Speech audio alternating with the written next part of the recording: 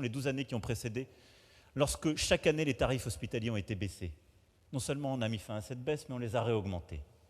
Et donc peut-être que j'arrive trop tard dans un monde trop vieux, peut-être que la casse est déjà importante, mais je ne vais pas payer pour mes prédécesseurs. Et je ne vais pas payer pour les non-décisions passées, vous savez. J'en entends tous les jours. Mais beaucoup des choses contre lesquelles parfois on manifeste, les injustices contre lesquelles on se bat, leur cause profonde des décisions, elles viennent d'avant, avant. Donc moi j'assume que sur l'hôpital, si vous regardez la vérité des chiffres et le service public de la santé, on réinvestit, on réaugmente les investissements. Et on n'a pas attendu les mouvements pour le faire. Et on ne privatise pas, c'est faux. On assume cet investissement et on décloisonne le public et le privé, mais on investit sur l'hôpital. Mais en disant ça, j'assume totalement que la situation est terrible dans certains endroits, qui sont sous pression. Qui de la désertification, qui de, au contraire, l'excès de charges, parce que pendant des années et des années, on a mis la poussière sous le tapis, c'est tout à fait vrai. Et donc je sais ce que vivent nos personnels soignants dans beaucoup d'endroits.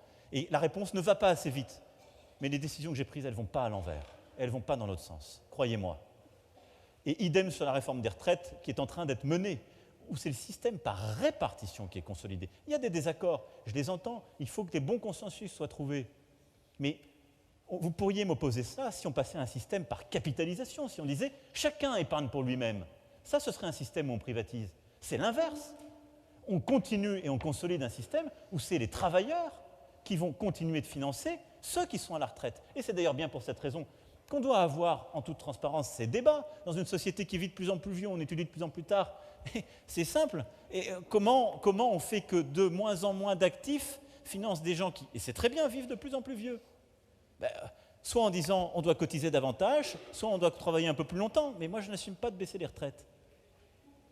Je donne quelques exemples. Donc voilà sur la deuxième branche, qui est la solidarité, comment je vois la justice sociale, par les politiques qu'on mène. Et là aussi, la vérité des faits.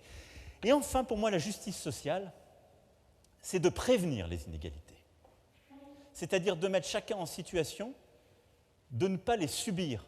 Vous savez, la France n'est pas le pays le plus injuste. Regardez les indicateurs internationaux. Regardez la fiscalité qu'on a, plusieurs l'ont évoqué, qui est beaucoup plus redistributive qu'ailleurs. S'il y a une grande injustice française, elle est dans la formation des inégalités.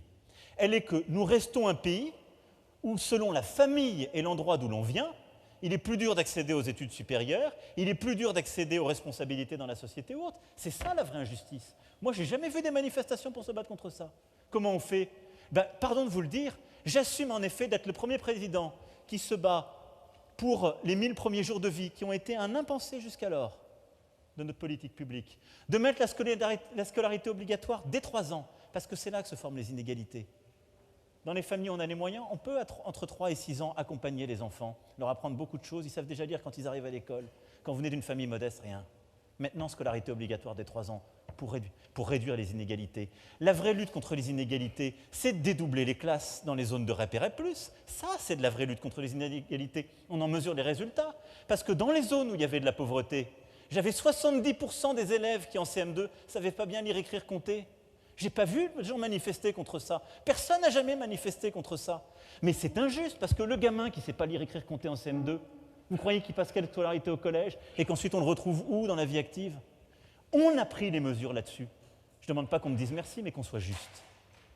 La vraie lutte contre les inégalités, c'est la politique où on investit sur la formation et l'orientation au collège, au lycée, avoir 2 profs principaux. Parce que quand on vient d'une famille où on est bien né, on sait quelle étude supérieure on doit faire. Quand la famille n'a pas d'argent et elle-même au chômage, on n'a pas de conseils pour le supérieur. Les conseils, les deux professeurs principaux à la fin du lycée et Parcoursup, ça sert à ça. Le développement de l'apprentissage et le reste. Vous voyez, ça c'est de la vraie politique sociale. La justice sociale, je la vois comme ça. Prévenir les injustices et les fatalités. Et sur le sujet écologique, je la vois de la même manière. Comment on prévient les injustices? C'est-à-dire comment on fait quand on vit